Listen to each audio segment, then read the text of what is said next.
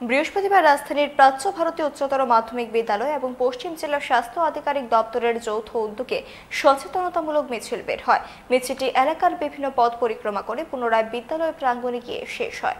রাজ্যকে নেশামুক্ত করার আহ্বান জানানো হয় এই মিছিলের মধ্য দিয়ে।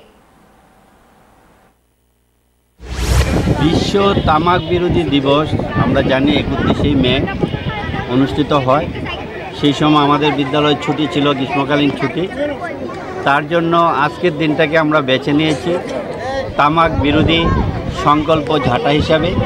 স্বাস্থ্য দপ্তরের উদ্যোগে আমরা আজকে প্রাচ্যভারতী বিদ্যালয়ের সমস্ত ছাত্রছাত্রীরা, শিক্ষক শিক্ষিকারা, আমার পাশে আছেন আমার ম্যানেজিং কমিটির ভাইস প্রেসিডেন্ট, আমরা এবং সবাই মিলে আমরা আমাদের বিদ্যালয়ের চারপাশ এলাকায় আমরা একটা সংকল্প ঝাঁটা হিসাবে একটা র্যালির আয়োজন করেছি।